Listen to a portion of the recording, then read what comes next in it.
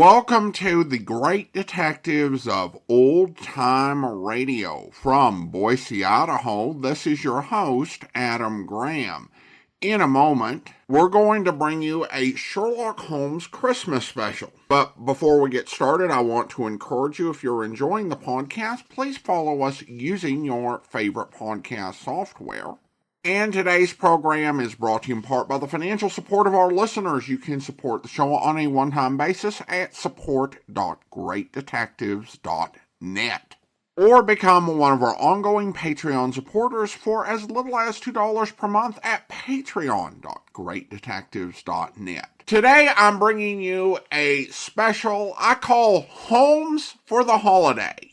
And I've been wanting to do this for a long time, but not just because it would be a pun, which it is, but because there's so much that we get to enjoy with this. We're going to bring you two original-to-radio, Christmas-themed Sherlock Holmes episodes. Now, of course, there is the Adventure of the Blue Carbuncle, which is typically associated with Christmas and the holiday season. But today we're covering two episodes that really do serve up a lot of contrast. And there are so many points of comparison here. You have two different casts, two different creative teams. So there are some fun points of comparison between Hollywood and New York, between Basil Rathbone and Nigel Bruce, and John Stanley and Alfred Shirley, and of course the writing talents of Dennis Green versus Edith Meiser.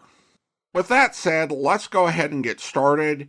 First up, from December the 24th, 1945, here is Basil Rathbone in The Night Before Christmas.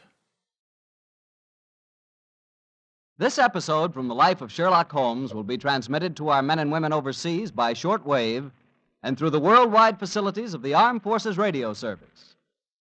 Petri Wine brings you Basil Rathbone and Nigel Bruce in the new adventures of Sherlock Holmes.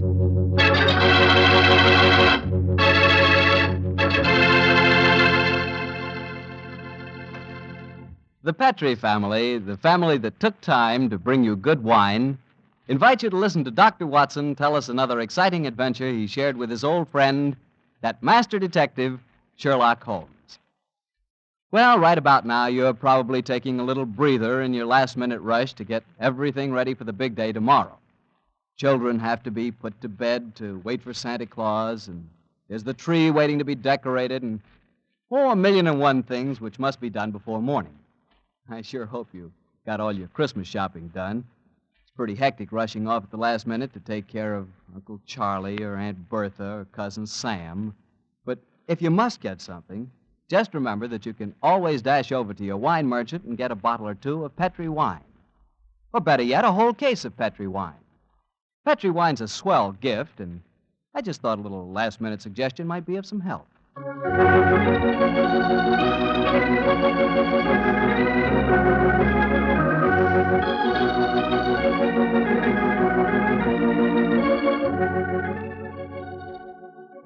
And now I'm sure our good friend Dr. Watson's waiting for us, so let's go in and join him. Come in. There you are, Mr. Bartell. Oh, say, Doctor, I can see you're going to have yourself quite a Christmas. Big tree in the corner with colored lights on it. Where'd you get those? Table covered with presents? You must be mighty popular. They aren't all for me, my boy. You see, I'm having a Christmas party tomorrow for my housekeeper's little nieces. Oh. I'm going to dress up as Santa Claus for them. Well, I'm sure you look very convincing in the part.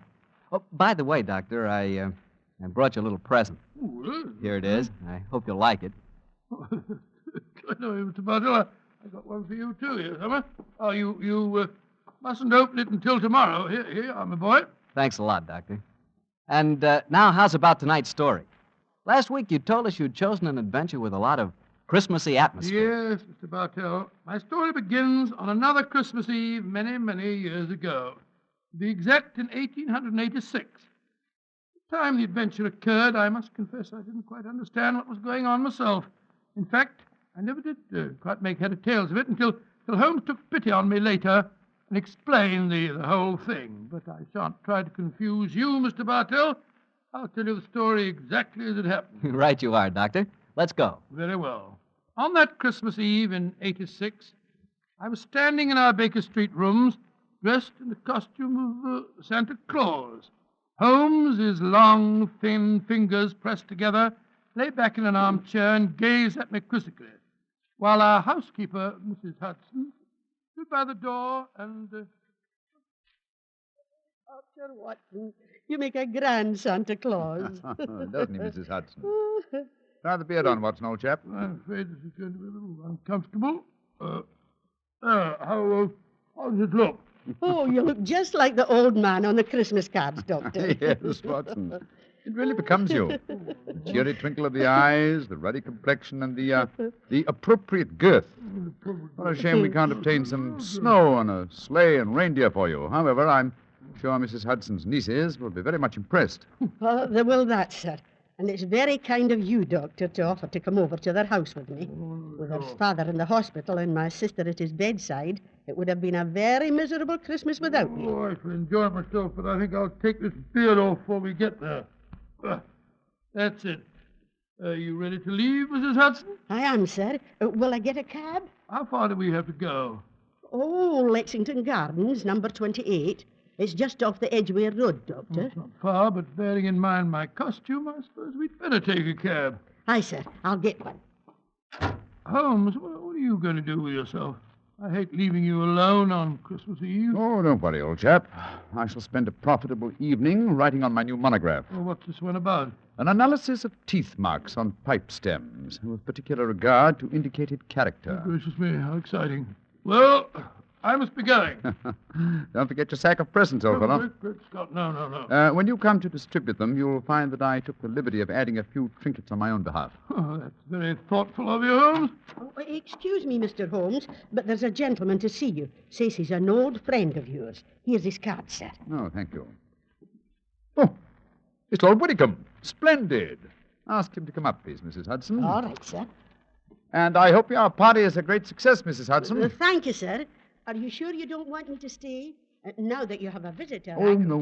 Indeed, no, Mrs. Hudson. I can show the gentleman out myself. You go off and have a good time. Thank you, sir. Oh, I wonder what Lord William wants. Perhaps I should stay No, and give no, you... please, my dear fellow. Certainly not. What? You've far more important work to do. Whitcomb probably wants his revenge at chess. Or something equally innocuous. Off with you, my dear fellow, and enjoy yourself. Oh, I suppose I better go. Just the same, I wish you were coming with me. I'll see you later. I shall be there.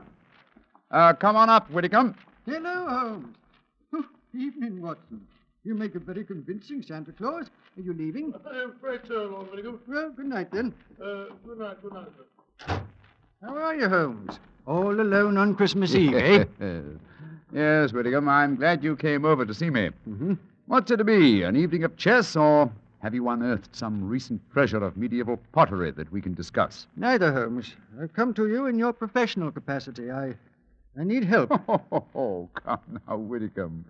Don't tell me that after all these years of quiet friendship, you're going to become a client. I'm afraid so, Holmes. Though I doubt if my problem will interest you very much. It's hardly up to your rather colorful standards. Care for a cigar? Oh, thanks. Well, now, my dear Whitcomb, what's your trouble? Well, I decided this year to have a little Christmas party at my townhouse. I'm quite comfortably off, as you know, and it occurred to me that I have several relatives and friends who are not as well off. I'm having a party for them tonight, Holmes, and I hope you'd attend it, disguised as Santa Claus. Oh, my dear fellow, I've adopted many disguises in my time, but Father Christmas has never been one of them. Why do you want me to attend your party in disguise in any case?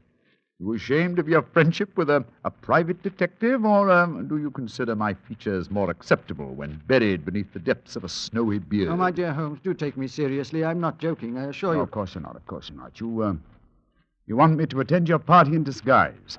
Why? I'm giving some very valuable presents, diamond and onyx cufflinks, platinum and ruby earrings, and such like. And I've wrapped each of the presents in banknotes. Oh, dear me. Where are these presents now? In a sack, in charge of my butler. I was going to dress up as Santa Claus and give them out myself, until I got the warning letter. That's why I've come to you. Warning letter, eh? Yes, I received it by this evening's post. Listen to this. My dear Lord Widdicombe, your generosity with Christmas presents borders on ostentation. We do not approve.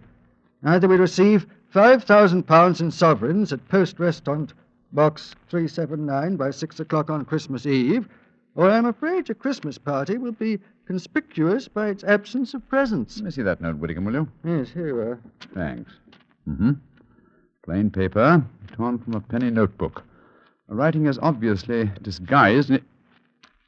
By George, yes. Whittingham, I accept the case. I'll come with you to your party at once, and furthermore, I shall follow your suggestion regarding a disguise. Dressed as Santa Claus, I shall be less likely to attract suspicion. I'm delighted, Holmes. But what made you decide so suddenly? This writing, my dear fellow, this writing. Oh, it's in a false hand. I'd know that characteristic M in my dear Whittingham. I've seen it too often at the beginning of a signature. Moriarity. Moriarty? Who's he? Oh, one of the cleverest and most unscrupulous criminals in England. Whittingham, there's no time to be lost. Let me see now. 6:30. Half an hour beyond the deadline given you in this letter. We must go to your house at once.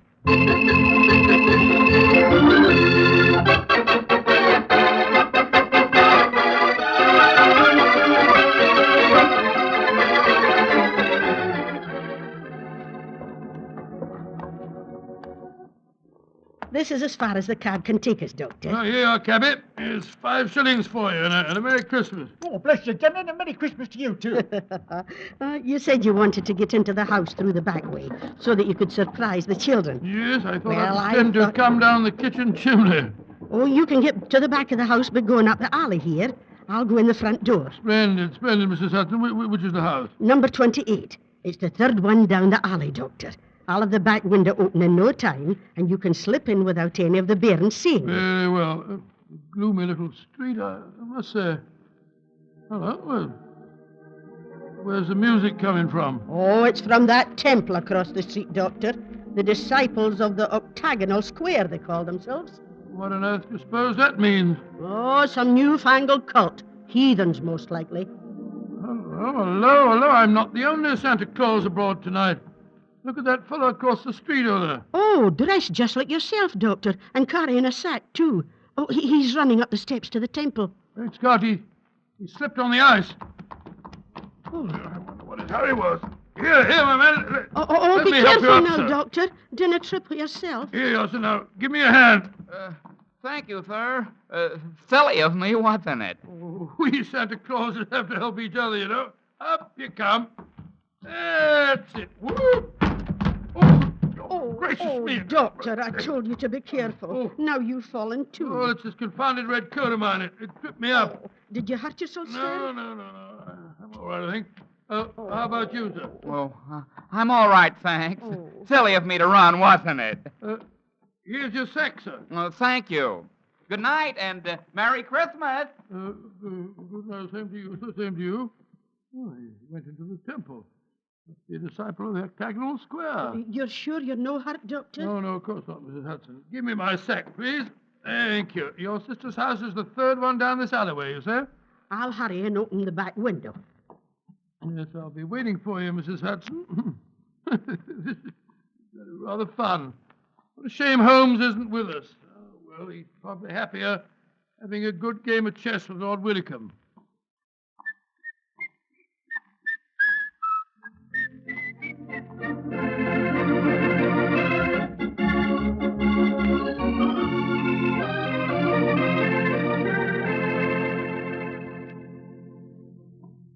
This is my house, Holmes, number 39. 39 Bronson Square, eh?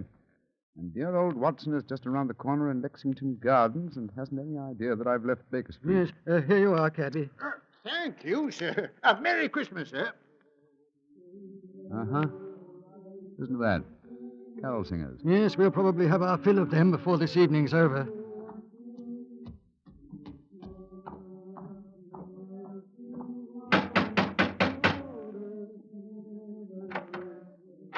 Good evening, my lord.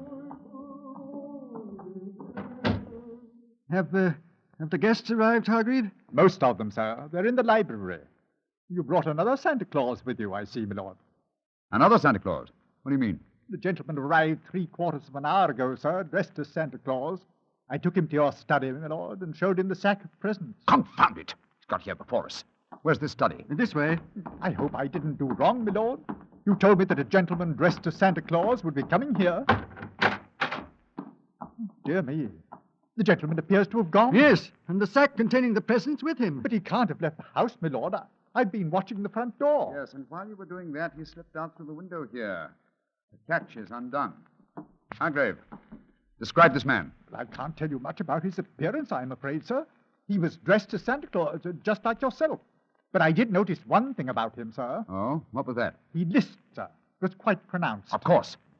Lou the Lisper. Who on earth is Lou the Lisper? One of Moriarty's most trusted accomplices. Fortunately, though, I've had news of him lately through my underworld grapevine. You know where he lives? He's reputed to have some connections with a new cult that calls themselves the Disciples of the Octagonal Square. Their headquarters are just around the corner from here. Let's go there at Of once. course. And Hargrave, Yes, sir.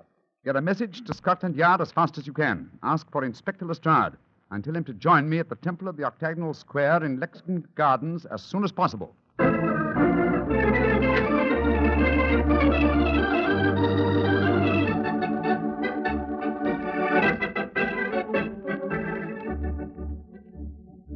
Oh, the children are awful excited, Doctor. I told them you just came down the chimney. I'll slip the beard on and then I'll go into him. There we are. Will I announce you, Doctor? Yes, yes, please, Mrs. Hudson. All right, sir. Now, children, quiet. Santa Claus has come to see you, and he's brought you all presents. Hello, children. Hello, Santa Claus. My name's Elsie. Did you bring me a present? Why, I did, Elsie. I'll look in my sack in a minute. And what's your name, young man? Herbert, they call me Bertie. Did you come down the chimney? Yes, Bertie. I bet you had a time doing it. You're so fat. Oh, don't be rude, Bertie, or Santa Claus won't give you your present. And what's your name, little man? Lionel. I've got a cold. Yes, I see you have. Well, children, gather round me and I'll see what presents I got for you. Let me say first, Elsie. The first present is for... Oh, can't be right. It says for Her Grace, the Dowager Duchess of Bewley. Oh, do you suppose Mr. Holmes has been playing a practical joke on you, Doctor? I suppose so, though I can't see the point myself. But he did say that he'd added a few trinkets of his own. I want my present. Then supposing you take this, Elsie. Ooh, thank you. And this one is marked for the Reverend Arthur Carter. I knew what Holmes was up to. Here you are, Bertie. Cool, thanks. And this is for you, Lionel, because you've been a good little boy. It isn't very big, is it? I wanted the dog. Oh, wanted a dog. Well, I'll bring you a dog next year, Lionel. Dr. Watson. Yes, Mrs. Hudson? Oh, look at the wrapping on these presents, Doctor. Why, they're £20 notes. Great Scott. Oh, cool. Look what I Now, got. let me see. Why, cufflinks and diamond and onyx what's wrong? ones, unless I'm very much mistaken. I got some pretty earrings. Look how they sparkle. Let me see, Elsie. Oh. Good gracious, I swear that these are platinum and rubies. What in thunder's going on? I want my earrings back. Give me back mine, too. Well, here you are, here you are. Dr. Watson, what do you suppose has happened? I don't know, Mrs. Hudson. Perhaps my toys are still at the bottom of the sack. I can't understand it. I wish Holmes were here instead of dozing in front of our fire in Baker Street.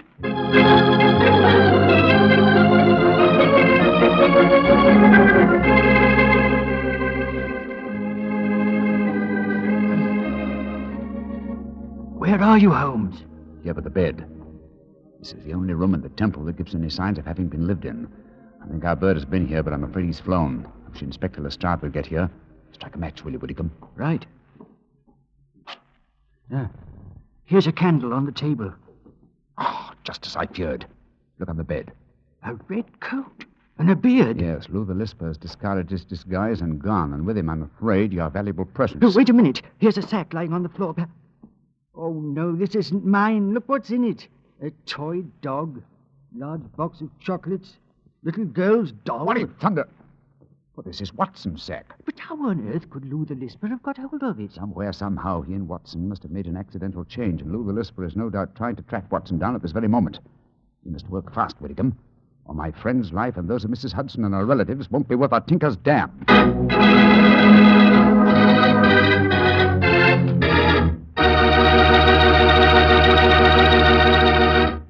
Oh, now, Doctor, you can't break off your story there. Oh, yes, I can, my boy. Before I go on, I thought we'd have a glass of port just to freshen us up. Oh, well, that's something different. Of course. Instead of talking about port, as I sometimes do, it'll be nice to drink some for a change. There you are, my boy, and a Merry Christmas to you. The same to you. And now, what happened next, Doctor? We left you at the children's Christmas party, and Sherlock Holmes and Lord Whitcomb around the corner at the Temple of the Octagonal Square. Yes, Mr. Bartell, although at the time, of course, I had no idea what was going on. There I was, cheerfully handing out gifts worth, well, if not a king's, at least a baronet's ransom. While outside the Temple of the Octagonal Square, Holmes and Lord Whitcomb were talking to Inspector Lestrade of Scotland Yard. That's the case in a nutshell, Lestrade. Yeah, it seems to me, Lord Whitcomb, you'd have been wiser to get in touch with Scotland Yard when you first got the warning note. We could have nabbed him when he came to your house and pinched the sack of presents. Lestrade, this is no time for post-mortems. We've got to reach Lou the Lisper before he finds Dr. Watson. Do you suppose he can do that, Holmes? It wouldn't be difficult. Lou the Lisper is nearly as clever as his master, Professor Moriarty. The chances are that you were followed when you came to Baker Street tonight, Whitcomb, and it's equally likely that Watson and Mrs. Hudson were followed as they left it. Moriarty seldom leaves anything to chance. Well, where did Dr. Watson go tonight? 28 Lexington Gardens. It's just around the corner from here. Well, then let's go there at once. Frighten our quarry away? No, Lestrade. We must use a little subtlety. Now, Lou the Lisper wishes to recover that sack of presents from Watson. How would he invade the party with the least possible trouble? By dressing up as Santa Claus again? No, I think he's overplayed that role for one evening. Well, then how would he try to get in, Mr. Holmes? Oh, come now, Lestrade. What group of people can enter any house on Christmas Eve without invitation, without creating suspicion? The carols. Exactly, my dear fellow. I shouldn't be at all surprised if at this very moment Lou the Lisper and some of his gang are singing carols outside 28 Lexington Gardens. Well, then what are we going to do? Form a rival choral society. How many of your men did you bring with you? 3. A sergeant and 2 constables. Wearing greatcoats? Yes, Mr. Holmes. But why? Good. They can hide their helmets and pretend to be singers. Come on. Let's go over there, and while we're walking, we'll rehearse our carols. We must appear reasonably convincing. Sound your A, Lestrade. Sound your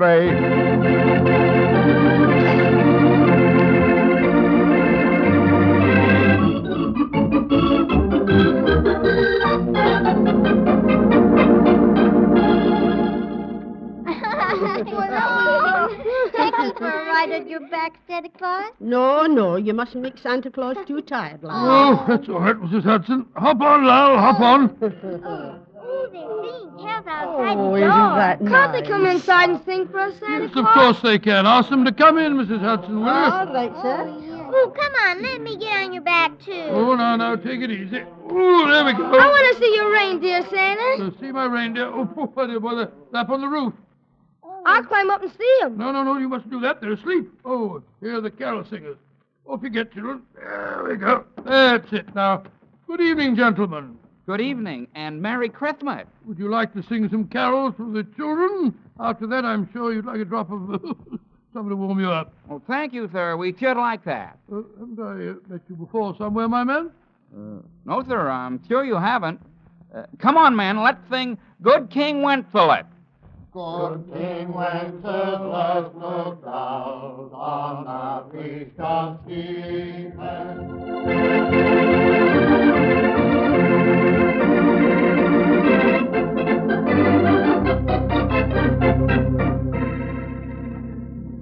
Well, here we are outside the house, Mr. Holmes. Now what? Shh. Listen. Uh-huh. Lou the Lisper and his men are already there. Are we going in now? In a moment. Now, men, you will have your truncheons handy? Yes, Mr. Holmes, we're ready. Splendid. Now, remember, when we're inside and I yell Merry Christmas at the top of my voice, you bring out your truncheons and get Lou the Lisper and his gang out of there as quickly as possible. Don't arrest them until you get them outside again, Lestrade. I don't want to frighten the children. Right you are, Mr. Holmes. We're ready. Just give us the word and we'll go in and get them.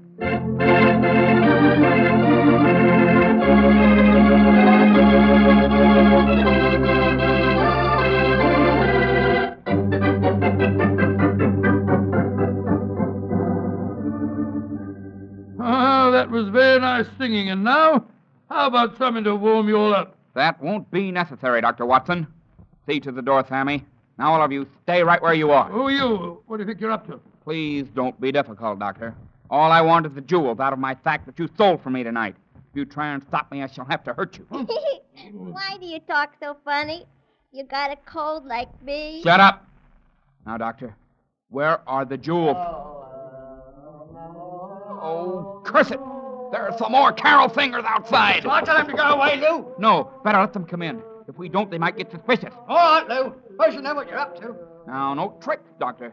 If you try and give an alarm, I shall have to get rough with you. I don't mind about that, but just remember that there are children present. Oh, yeah, Manny. You're only here before you, eh? What you say? We all join a little carol for the nippers, eh? All right. What do you want to sing? Up the little angels sing, eh? All right.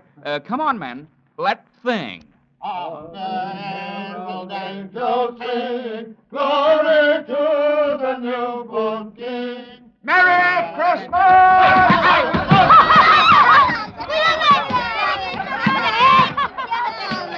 Dr. Watson, what's happening? They're all hitting each other with truncheons. Here, you can't do that.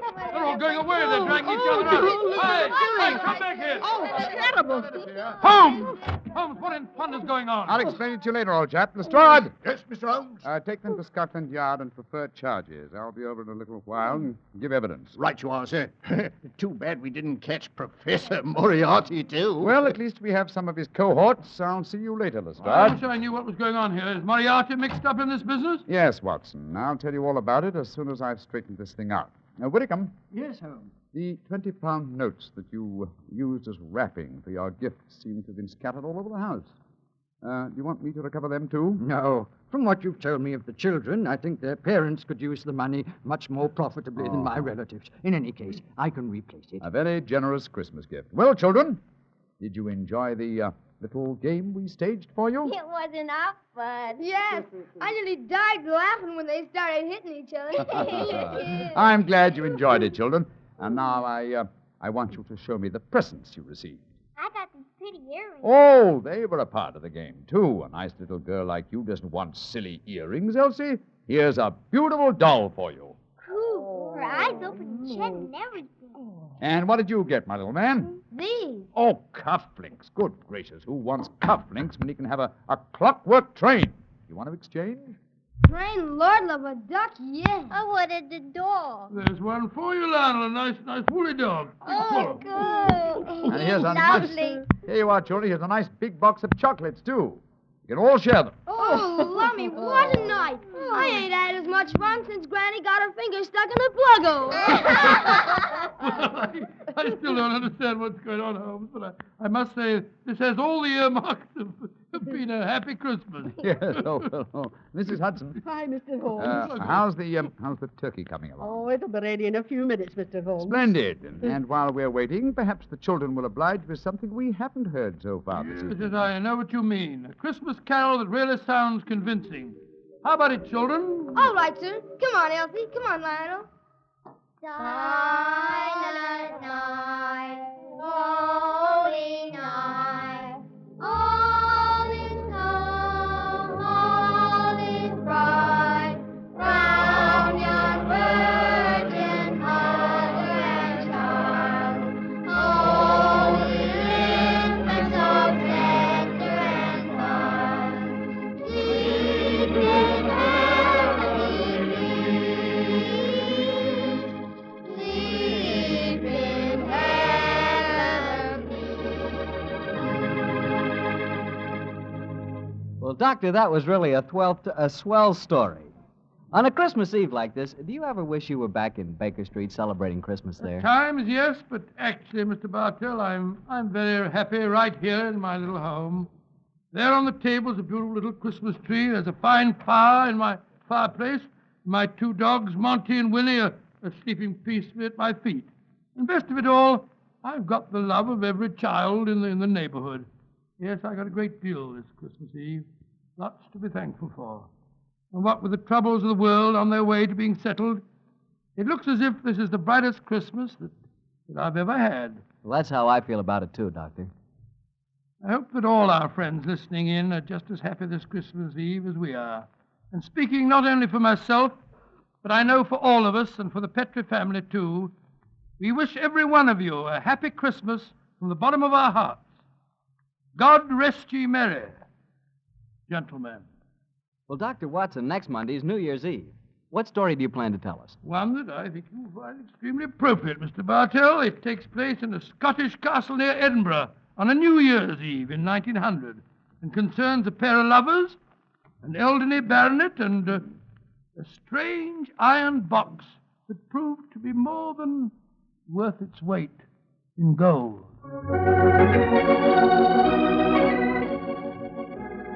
Tonight's Sherlock Holmes adventure was written by Dennis Green and Anthony Boucher and was suggested by an incident in the Sir Arthur Conan Doyle story, The Adventure of the Blue Carbuncle. Music is by Dean Fossler. Mr. Rathbone appears through the courtesy of Metro-Goldwyn-Mayer, and Mr. Bruce through the courtesy of Universal Pictures, where they are now starring in the Sherlock Holmes series.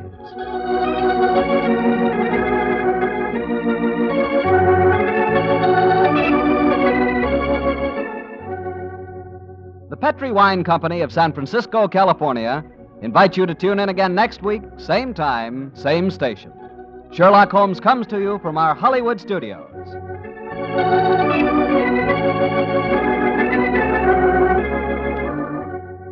This is Harry Bartell saying good night for the Petri family. For a solid hour of exciting mystery dramas, listen every Monday on most of these same stations at 8 o'clock to Michael Shayne, followed immediately by Sherlock Holmes. This is the Mutual Broadcasting System. Welcome back. Well, a delightful holiday romp with so many fun elements, people disguising themselves as carolers, and of course the kids get every Victorian child's dream Christmas of seeing a good old fight on Christmas Eve. I also suspect that Harry Bartell snuck into the cast. I actually didn't suspect it was him, but it does show one of the challenges of doubling, and while I've heard a lot of actors double, I haven't heard a whole lot of examples of Harry Bartell playing doubles. And what we saw after the episode with that slight little slip is what happens when you're doing a particular type of voice for a while and forget to slip back into your normal presentation. That was a bit amusing, but overall, I always found this episode a delight, and the Christmas message at the end really ties into something and a bit of a feeling that people had in that Christmas of 1945. For the first time in 5 years, it was Christmas, and there wasn't a war going on. And there's just a beautiful sigh of relief, and I hope that things really are getting better, not just that we're going to make progress in the war as they might have had in previous Christmases, but that some problems were going to be solved. And certainly there was just a bit of a rest after all of the turmoil of the past few years. Well, now we're going to turn to our second special. This one comes from December the 21st, 1947. And this one, it will be John Stanley in The Adventure of the Christmas Bride.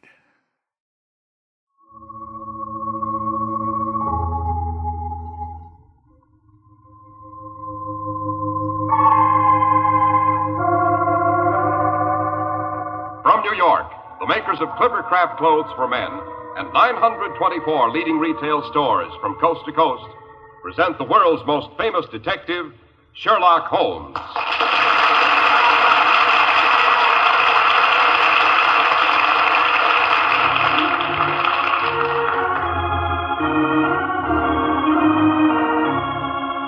Our stories are based upon the character of Sherlock Holmes, created by Sir Arthur Conan Doyle. Sherlock Holmes is portrayed by John Stanley, Dr. Watson by Alfred Shirley, and the dramatizations are by Edith Meiser. Well, here we are about to enter Dr. Watson's familiar study. Hello, what's this? We find the good doctor hanging up his Christmas holly. Not forgetting a sprig of mistletoe, Mr. Harris. Hope springs eternal, as they say. But here, help me down from this chair. My old legs aren't as agile as they were. in the days when I followed Holmes through the dungeons and up the tower stairs of old Pendragon Castle. Here we are. Oh, thanks. That sounds suspiciously like the beginning of a Sherlock Holmes yarn, Dr. Watson. It is, Mr. Harris, it is. Holmes always called it the adventure of the Christmas bride. It concerns a ghostly lady in white who was supposed to have disappeared centuries ago. The honor of a noble family and a certain Father Christmas who suddenly sang bass. And now, while I fix us both a Yuletide toddy, suppose you tell our friends and listeners about a gift every man in our audience would welcome from Father Christmas, or as you Americans call him, Santa Claus. With pleasure, Dr. Watson. And not only from Santa Claus. A thrifty man can give himself a worthwhile gift anytime if he insists on Clippercraft. For Clippercraft clothes keep on giving for a long, long time. First of all, you've never seen such truly fine clothes at such really low prices. That means you pocket the savings. That's the first gift to yourself. And they also give you superb styling, perfect fit, and long wear. Clippercraft clothes give you so very much because of the unique Clippercraft plan, concentrating the buying power of 924 of the nation's leading stores from coast to coast. That means tremendous savings in manufacturing and distribution costs. And yours are the savings this brilliant plan makes possible. Clippercraft suits are only $40 and $45. Clippercraft top coats and overcoats only $40, and sport jackets only $26.50. Clippercraft values are so amazing, we urge you to compare them with clothes selling for many dollars more.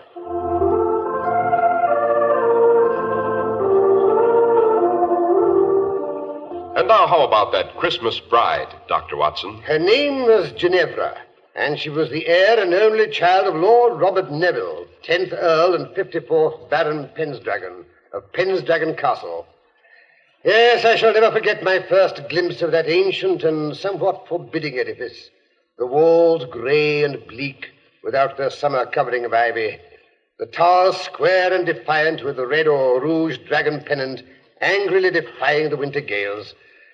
Well, as I was saying, a rather urgent message from Lord Neville on elegant embossed stationery had arrived at 221B Baker Street. Would Mr. Holmes and Dr. Watson do him the honor of a visit to Pendragon over the Christmas holidays? The visit to include the wedding of his daughter, Lady Ginevra, to the immensely wealthy but slightly middle-aged Wentworth Trimmingham, which was due to occur on the second day of the new year. Now, don't tell me the eminent Mr. Sherlock Holmes was called in to guard the wedding presents, Dr. Watson. Hardly, Mr. Harris. At any rate, the day before Christmas found us alighting from our train at a small station in the Cumberland Hills, which, as you know, are situated in the north of England. There had been a slight fall of snow. An ancient carriage with red wheels and the Neville arms on the door was drawn up to the station platform, while the anxious face of the lord of the manor himself, in top hat and earmuffs, peered through one of the steamy windows. Mr. Holmes and Dr. Watson. That's right. This way, gentlemen. His lordship's expecting you in carriage. Quite a fall of snow you've had here. Aye, sir. More are coming. By rights, we should have brought the sleigh. Only his lordship loaned it to the vicar for tomorrow night. Vicar always plays Father Christmas at the Hall on Christmas Eve, thou knows. Mr. Holmes and Dr. Watson, sir. Good afternoon, gentlemen. Good afternoon. Good afternoon. Hop in before you freeze to death. Thank you. Are you here, Mr. Holmes? Your friend opposite. And now then, Dennis, back to Pendragon as fast as you can. Aye, my lord.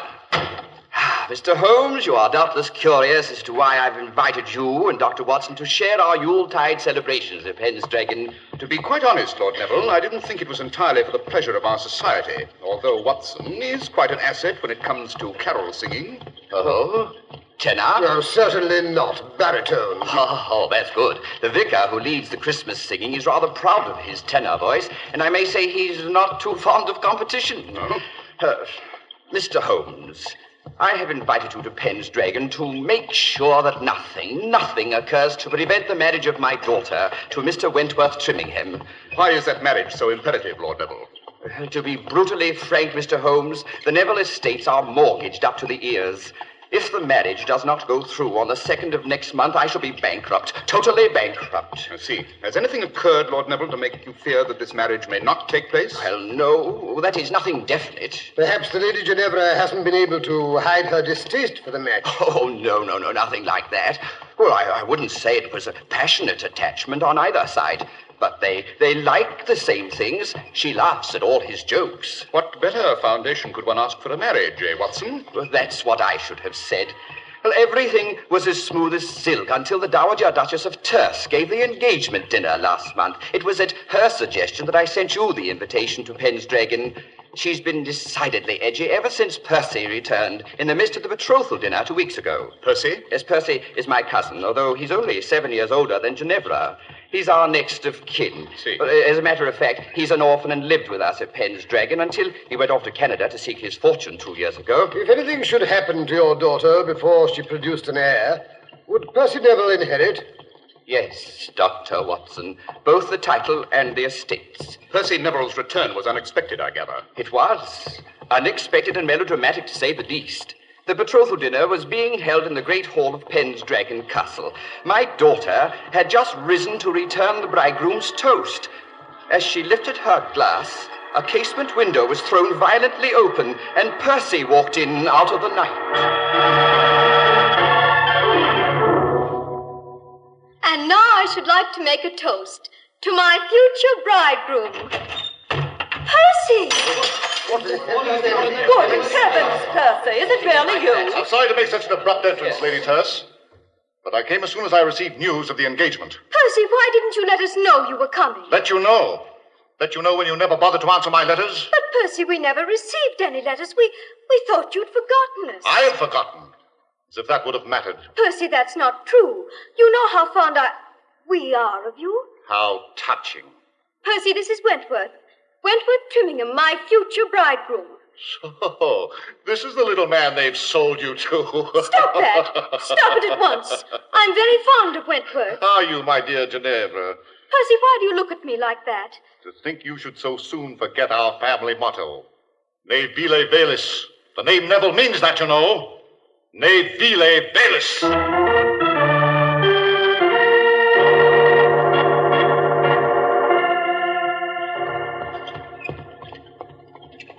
Ne vile velis. Latin, I take it, Holmes? Quite. It means stoop to nothing base, in case you've forgotten your Ovid, Watson. Oh, teach your grandmother to suck eggs. Tell me, Lord Neville, what happened after Percy quoted the family motto to your daughter? He stamped off to his old rooms in the tower and hasn't been out of them since. How does the Lady Ginevra react to this unfriendly behavior? Oh, she says let him sulk. It's no concern of hers.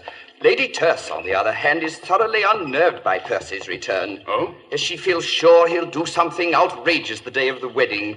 Poor Wentworth is as edgy as a hen on a hot griddle.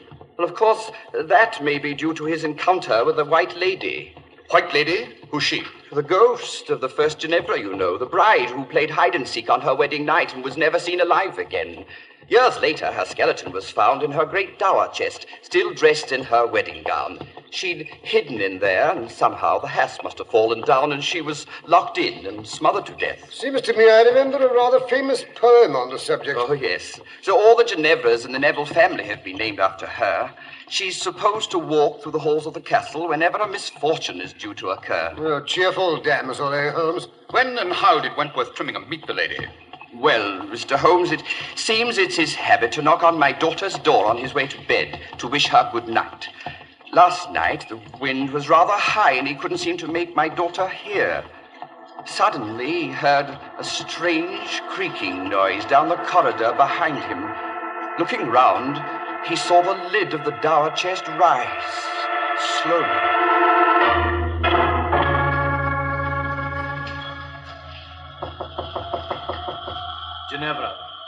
Ginevra, my dear, it's I, Wentworth. I've come to bid you good night. Ginevra, are you there? Ginevra! Who calls me? What was that? Good Lord, the lid of the chest is rising. There's something... A woman in white. She's rising out of the chest. Who are you? The first Ginevra. You called to me. So I have come to warn you. Go away. is too late.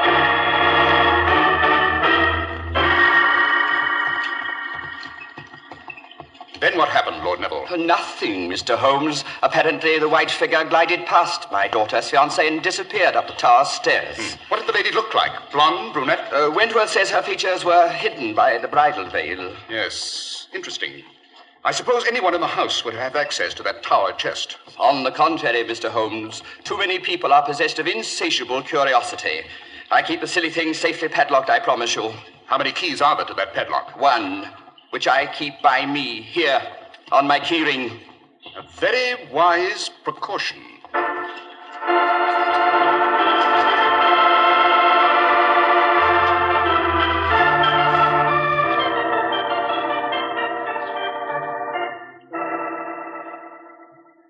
I say, Holmes, your bed is even larger than the one in my room. The butler tells me Queen Victoria slept there when she paid a visit in 1846. Don't look so superior, Watson. Queen Elizabeth, I'm told, slept here quite a few years before that. Oh. Come in.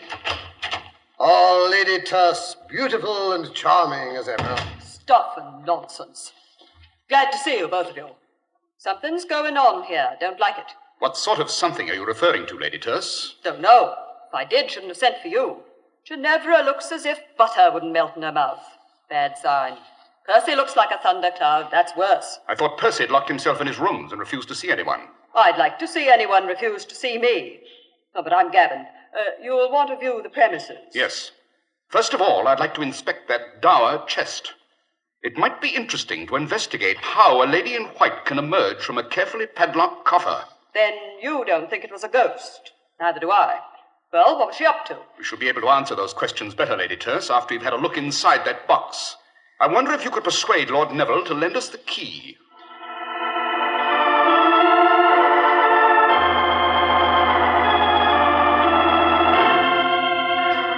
Here's the key, Mr. Holmes. Lord Neville insists I bring it back the moment you've finished with it. Suspicious old boy, eh, Holmes? Not suspicious, Dr. Watson. Fussy. Well, Mr. Holmes, why the delay? Open the silly chest. Let's see what's inside. So fast, Lady Tuss, not so fast. First, let's have a look at the lock. Heavy old bit of machinery. Yes, almost impossible to pick it without showing signs. There are no signs. Then whoever opened it used that key. Not necessarily, Watson. But there's only one key. Lord Neville told us so. And if Robert says a thing, it's gospel. Yes.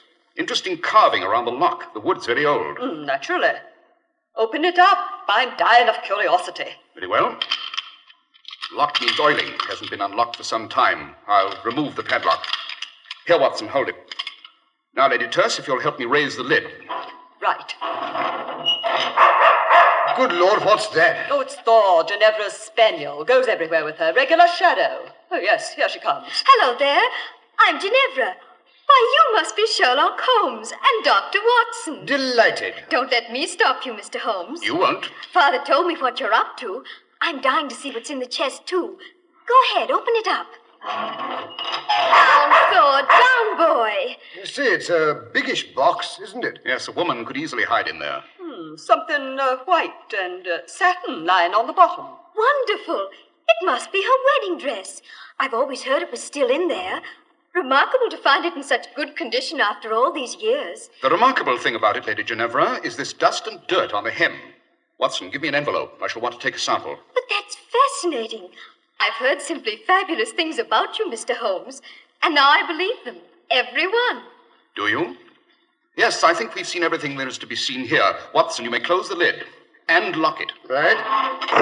Aha. So this is Mr. Sherlock Holmes and his famous deductions. They told me you were coming. They? Who's they? I understood you'd let no one in here, not even the maid. You've overlooked Lady Tuss.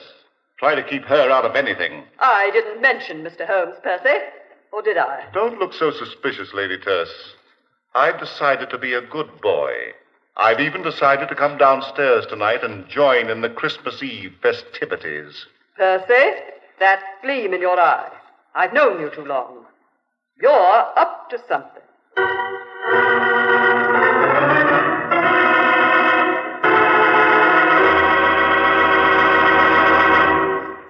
If you want to know what satisfying people really means, ask any man who wears Clippercraft clothes. He'll sing their praises, with good reason, too. For values like Clippercraft amaze even clothing experts. Until you see Clippercraft clothes and try them on, you won't believe such really superb suits are possible at only $40 and $45. And such rich, long-wearing top coats and overcoats at only $40. Such very smart sport jackets at only $26.50. For just a fraction of what you'd expect to pay, you get correct styling, perfect fit, and long-wearing materials. An ingenious plan makes this all possible. The Clippercraft plan, which concentrates the buying power of 924 of the nation's leading stores from coast to coast. You get the savings that result from this group buying at your own local independent store, the store you can trust. Selling inexpensive clothes at inexpensive low prices at the nation's finest independent stores is the great big idea behind the Clippercraft plan. That's why men who know insist on Clippercraft clothes. So be sure to visit the Clippercraft store in your city. These leading stores in the metropolitan area are proud to add their names to Clippercraft in your suit, top coat, and overcoat. In Manhattan, John Wanamaker Men's Stores, Broadway at 8th and 67 Liberty Street. Saks 34th, Broadway at 34th. In Brooklyn, Abraham and Straus. In Newark, New Jersey, Boulevard Men's Shop, Kresge, Newark. And in Jamaica, the B&B Clothes Shop, 16408 Jamaica Avenue.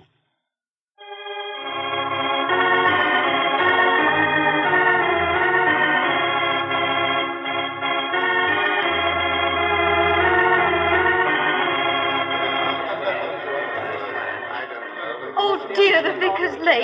Down, Thorne. Oh, calm yourself, Ginevra. He'll be here. But, Percy, the snow's so deep. What if he can't get through? Now, don't worry. The sleigh is light, and he has Vixen, the best horse in the county. Nothing can pass her, you know. Oh, dear, I hope so. No, Thorne, down. What ails the dog? He may prove to be a bit of a problem, don't you think? Goodness, I hope not. Oh, Mr. Holmes, I didn't see you behind that chair. An ancient wing chair often provides a good listening post, my dear. Now, look here, you meddling busybody. Percy, please, you promised. Suppose you allow me to solve the problem of the dog, Lady Ginevra. Would you? I mean, listen, sleigh bells. The vicar's driving up. He's here. Father Christmas has arrived. Open the door, Paddleford. Now then, everyone. Good King Wenceslas looked down on the feast of Stephen when the snow lay round about. Dearie, I have to declare I've never been so cold. My right ear's half frozen. Come along, Father Christmas. Percy'll take you into the dining room. You can have a hot toddy while you get out of your wrap. That's a good idea. A good idea. And better disguise your voice, sir, or all the children will guess who you are. That's a good idea, too. Gather round all. Bring in the Yule log. Father Christmas will be with you in a moment to give out the presents to all the good boys and girls. There, how is that? Vicar, you're wonderful. Now go along. Take good care of him, Percy. Never fear, my dear. Mr. Holmes, they're bringing in the Yule log. Come and help me set fire to it. Oh, look, Dr. Watson has caught Lady Terse under the mistletoe. I declare I've never had such a Christmas. Oh, come along, Ginevra. They're ready for you to light the fire. Dear, where did I put the matches? Allow me, Lady Ginevra. Oh, thank you, Dr. Watson. Oh, look at that. I say, Holmes, how she burns, Oh, lovely. I do like to toast my feet in front of a Yule log. I beg your pardon, Lady Ginevra, but haven't you raised your skirts a bit too high? Oh, my goodness. I forgot. Oh, Ginevra, my dear, your fiancé is making quite an ass of himself. Runs into the library every other minute to see no one's lifted one of the wedding presents. Well, all that silver and your present, Lady Terse, the diamond tiara. I'll admit that tiara is a temptation. You shouldn't have given it to me, Lady Terse. It's wonderful. Oh, not at all. A confounded nuisance. Given me a headache for years. Glad to be rid of it. Oh, here comes Father Christmas. Gather around the punch bowl, everyone, and we'll have a drink or so before we give out the presents. I say, we should.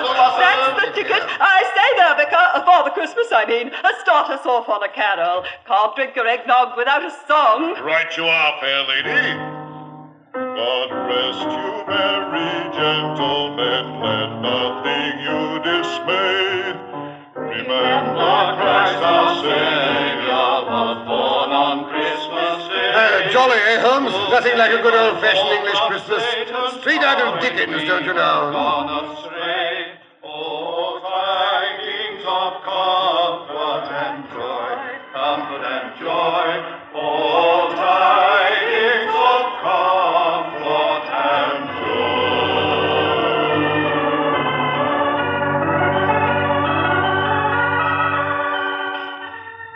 Hello there, Father Christmas. Not leaving us so soon. Well, that is a long ride home. Must get going. Don't tell the others. Wouldn't want to disturb the party. Quite. How about a hot toddy before you leave? Stirrup cup, you know. No, haven't time. I thought you might say that, so I prepared this jug full of grog. Keep it well wrapped. It'll keep you warm. It's a long, cold drive to Gretna Green. But, what, Mr. Holmes? No time to waste. On your way, Father Christmas. Think of me when you drink the grog. We will. Wassel! Wassel, Merry Christmas. And a Happy New Year. Hello, what's this? Vicar off so soon? Yes, Lord Neville. He seemed in a hurry to get home. Oh, can't blame him. It's a cold night. Let us get inside before we freeze to death. Good idea. Oh, I say, they're ready to start the dancing. Wentworth's trying to find Ginevra so they can lead the lancers. Who's that calling? Oh, good heavens, what's that? Get me out! I'm locked. Why, someone's got himself locked in the dungeon. This way. The entrance is through the dining room. I was hoping for more of a head start. What's that? Nothing at all. Ah, this is the door to the dungeon. Let me out! Let me out, I say! Dear, the door is bolted. Just a moment. Get me out of here! Good Lord! It's the vicar down there in his underwear and trussed up like a New Year's goose. This is an outrage! Get me out of here! But if the vicar is here, who drove off in the sleigh? Presumably an impostor who stole the vicar's clothes. I thought it might be, you know, when I heard Father Christmas sing bass. Say, Holmes, where are you? Lady Ginevra, her fiancé can't find her anywhere. She's disappeared, vanished into thin air. Great Scott! Someone get the vicar out of the dungeon. I've got to find my daughter. Oh, Mr. Holmes, come quickly. Ginevra's disappeared. Her dog is crouched in front of the dower chest, howling. Oh, hurry, gentlemen. The same scoundrel that locked the vicar in the dungeon has undoubtedly put Ginevra in the dower chest. I only hope we're not too late, eh, Holmes? Wentworth's tried to break the chest open, but the dog won't let him near. There, you see? Easy, thoughtful boy. Yes, I know what you're trying to say. We'll get her out. Oh, confound it, the key. Lady Terce, what did you do with the key? But I gave it back to you. No, you didn't. Oh, yes, you did, too. Quite all right, you know. No key needed. The wood's so old and the staples so loose, it's quite possible to lift the lock right out, like this. That's it. I'll raise the lid. Great Scott, there's nothing in there but a roast of beef. Yes. Thor's made off with it, I'm afraid. That explains his interest in the chest. But if Ginevra isn't here, where is she? With Father Christmas, I imagine. They're heading for the Scottish border in the sleigh. You'll never catch them, I'm afraid. Oh, of course. She's eloped with Percy. So she did talk him round. Good for her. So that's why she trailed off up the tower steps in that old bridal gown. I suspected as much when I discovered some of Percy's ashes on its hem. But this is dreadful. I should be ruined. We'll have to return all the wedding presents. Fiddle-dee-dee. Personally, I'll make mine a much handsomer contribution. Ginevra shall have the tiara and my emeralds as well. They're worth a king's ransom. Lady Terce, you are an astounding female. All women are. Oh, but we're keeping the dancers waiting. You shall lead the lancers with me, Robert. Come along. Say, Holmes, you old fraud. I believe you knew what was going on all the time. I suspected, Watson. I suspected. But when I saw the Lady Ginevra raise her ball gown and display a pair of traveling boots, I was sure. But come along, Watson. We shall have to go down to the kitchen and make peace with the cook. Oh, why that? We're making off with Sunday's roast of beef.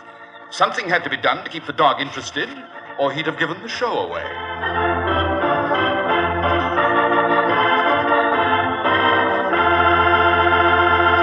Well, that certainly was a Christmas story with all the trimmings, Dr. Watson. Glad you liked it, Mr. Harris. And now, while I fill up our glasses, so we can drink a Christmas toast to our listeners and our sponsors. Nothing would give me greater pleasure, Dr. Watson. Here's your glass, Mr. Harris. Thank you. And here's to our radio friends, young and old. Merry Christmas and happiness, prosperity and peace in the new year. Indeed, Dr. Watson, and warm greetings to all the makers of Clippercraft clothes. And now, Dr. Watson, how about just a small hint about next week's story? Next week, I think I shall tell you how Holmes and I spent New Year's Eve off the Scilly Isles. New Year's Eve off the Scilly Isles? That sounds amusing, Doctor. Hair-raising is the word, Mr. Harris. We were aboard the luxury liner Gigantic, expecting that any minute she would burst into flames. There's nothing more terrifying, you know, than a fire at sea.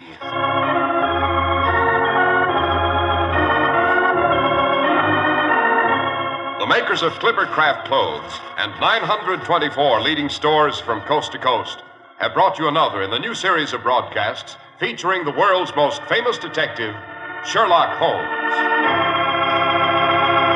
Sherlock Holmes is produced and directed by Basil with special music by Albert Berman. If you don't know your Clippercraft dealer, write Clippercraft, 200 Fifth Avenue, New York City. Christmas seals support the fight to prevent the spread of tuberculosis in this community. Buy and use Christmas seals on all your holiday mail, and be sure to mail your packages now. Be sure to listen next week to Sherlock Holmes in New Year's Eve off the Scilly Isles. If you'd like to attend the Sherlock Holmes broadcasts in New York, see your local Clippercraft dealer, and he'll tell you how to obtain your tickets.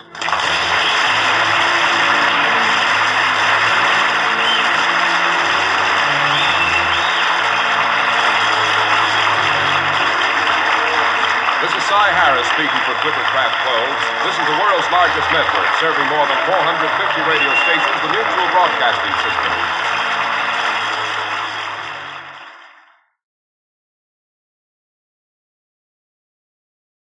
Welcome back. Well, another really good story. I have to admit that I didn't in general enjoy John Stanley as much as I did Basil Rathbone.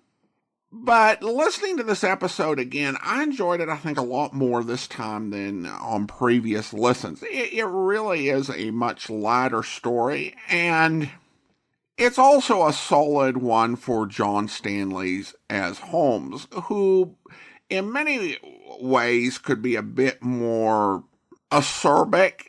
And this episode, though, kind of showed a kinder side to his performance as Holmes, and a little bit more of a twinkle, which is fun. Even though Watson and he did have a little moment of bickering, which is very typical of the way that Stanley and Shirley played Holmes and Watson, is they would have these moments of just, going at each other. It wouldn't be just a situation where Holmes was picking on Watson, but they would kind of have these subtle digs at each other. And we saw a little bit of that in this episode, but it doesn't get annoying or in any way detract from the episode. And overall, this was delightful. It was a little more subdued than The Night Before Christmas, but still there were some hijinks and Holmes knowing what was going on, but deciding to act in the best interest of the lady in question rather than what her father wanted, but still getting a happy ending for everyone. For the most part, anyway. And of course, the dog got a really good cut of meat. And if the dog ends up very, very happy, it's a really good Christmas. So, again, I enjoyed this one, and I hope you enjoyed both of these episodes and the nice little contrast we got to hear here. All right, well, now it's time for me to thank our Patreon supporter of the day. And I want to thank Adrian, Patreon supporter since January of 2017, currently supporting the podcast at the Detective Sergeant level of $7.14 or more per month. Thanks so much for your support. And that will do it for today. If you're enjoying the podcast, please follow us using your favorite podcast software. And be sure to rate and review the podcast wherever you download it from. Next Sunday, we will be returning to Encores until January the 11th, where we will feature a cross-posting of The Great Adventurers of Old Time Radio and the premiere of Tarzan on that podcast. But join us back here tomorrow for Danger with Granger for their Christmas episode. Maybe I should go with Christmas with Granger. No, but tomorrow. Are you Steve Granger? Yeah, what can I do for you, Sonny? Some big, important job, maybe? My name is Frankie Smith. Wow, the only Frankie Smith I know is a cab driver. Been a friend of mine for years. That's my pop. I was named after him. That's why I came to see you. He's in bad trouble. Oh, what? He's in jail. Frankie in jail? I can't believe that. What did he do? He didn't do anything. But somebody said he did, and now he's in jail. It doesn't look like he can get out for Christmas. So I thought maybe you could help. Well, I'll do anything I can, Frankie, but what's your dad accused of? Burglary in the first degree is what the cops say. But he didn't, I tell you. And you've got to get him out for Christmas. Pop's the only one I got in the world. I hope you'll be with us then. In the meantime, send your comments to box13@greatdetectives.net. Follow us on Twitter at Radio Detectives and check us out on Instagram, instagram.com/greatdetectives. From Boise, Idaho, this is your host, Adam Graham, signing off.